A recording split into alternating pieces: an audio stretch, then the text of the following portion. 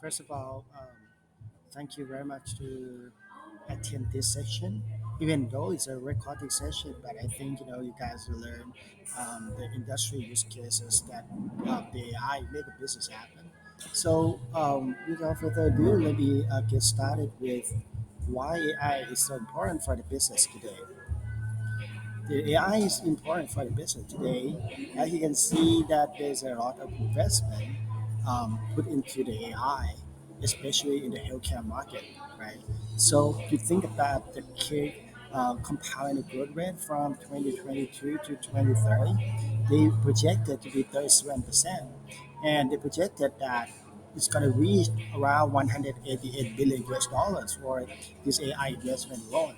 So that the source from Statista, I think that is something that underscore the opportunities that AI can change the world, especially the healthcare market as well.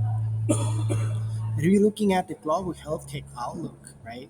The global healthcare report in the second quarter of the 2020, there's so many AI technology has been applying to so many areas, right? So the digital health in China is also very, very big, and AI is a central part of it.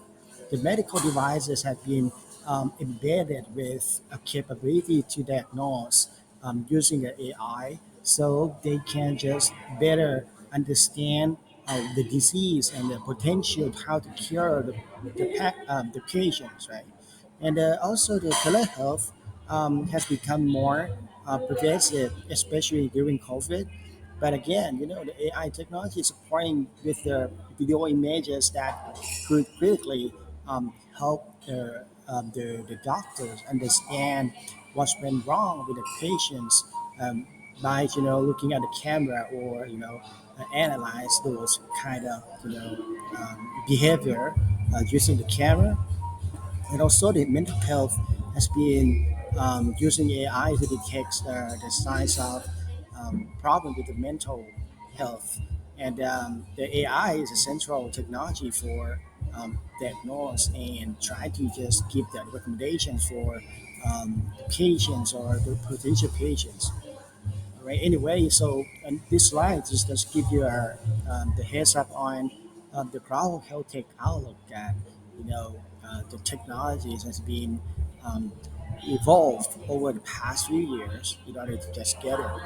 And also, if you're looking at the CB Insight, there's going to be a lot of AI companies. You're looking at the development tools, AI as a tool for helping people to develop AI products, and also the cross-industry applications that can seamless integrate the AI into their products line, right? And also industry specific, especially in the healthcare space. It's going to be a lot more people come um, upcoming and rising in this area. So I want to make sure that you guys understand the healthcare continents, right? You're looking at what Philips tried to just give you the understanding. So you're going to see that people are not going to just come to the hospital to get treatment.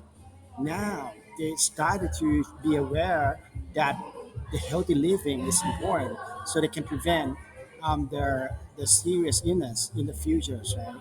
If you're looking at the Thailand as a whole, or even like the Southeast Asia or the global perspective, you're gonna see that local perspective. There are a lot of um, older people has problem with the health because they didn't have healthy living. They didn't do a lot of prevention, so that's why they diagnosed to be a problem with their serious illness.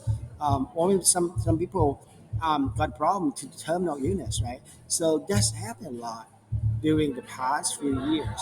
So the idea is that try to just spread the odds between the continent rather than just go and make a bet at the treatment stage, right? We are going to have some more products on healthy living, make a prevention, diagnosis, and then treatment and home care. So this is kind of the end-to-end continuums that the Philip, who is one of the biggest player in the healthcare space, has been trying to envision the future of healthcare.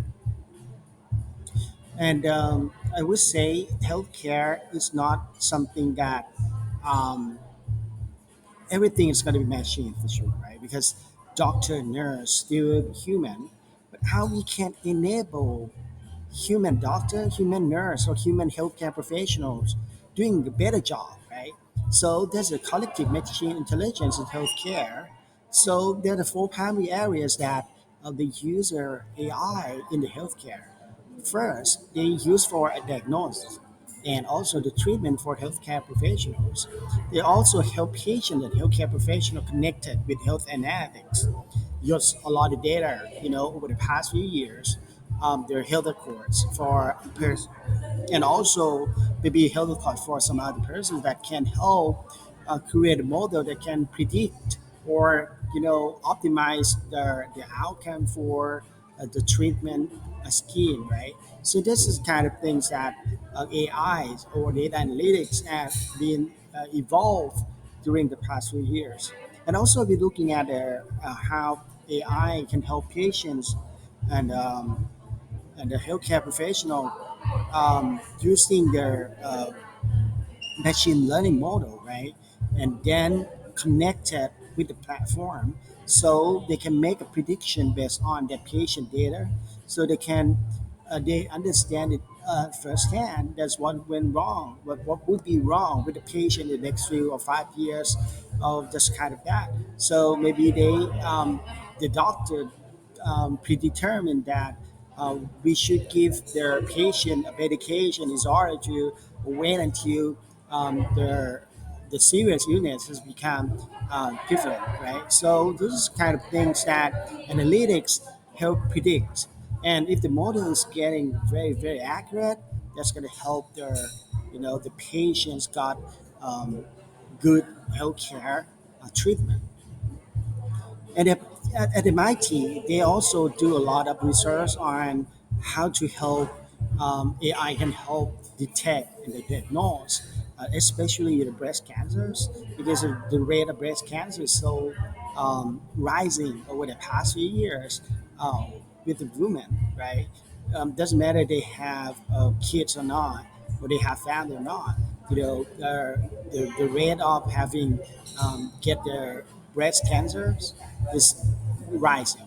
So the key question is how AI can help predict whether these women are going to have their breast cancers, and also when you're looking at mammogram image here, how we can help the doctors or the healthcare professional predict that whether the small spot right here potentially become the the cancers.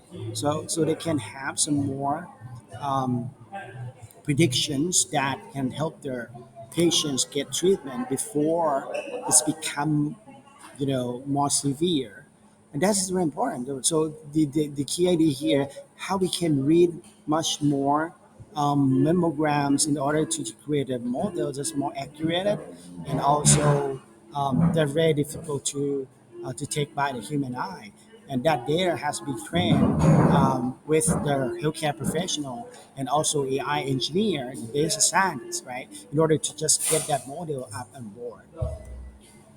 And I'm just looking at some other healthcare that using AI, the ICU interventions that has been critical, right? And how we can just use a machine learning to take a large amount of ICU data from vital signs and labs to nodes and demographic to determine the kinds of treatments that are needed for different symptoms. The system uses deep learning to make real-time predictions. Learning from past ICU cases makes suggestions for critical care while also explaining reasoning behind the decisions, right? Because ICU cases normally is a time critical and a time sensitive, right? So without having a good experience of healthcare professional doctors, sometimes the decision making process could be a longer and also maybe inaccurate. So learning this ICU there could help, making a decision better in terms of, put into account the treatment. All right, so let's just give you the heads up on the healthcare and the technology has become converged, right? A lot of technology has been utilized, capitalized by healthcare professionals and also healthcare industry. So why don't you learn from the real persons, right?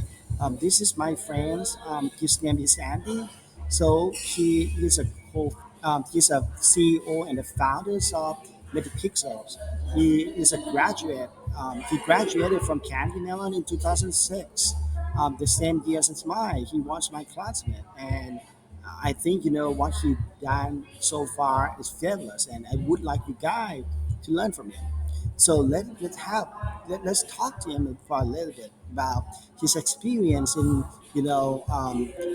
being an entrepreneur, and also how he can get you know that Medipixel where he founded 12 years ago upstrike rocket right now because he just got the Series B fundings, and I hope that you guys learn much more from him. Hold on.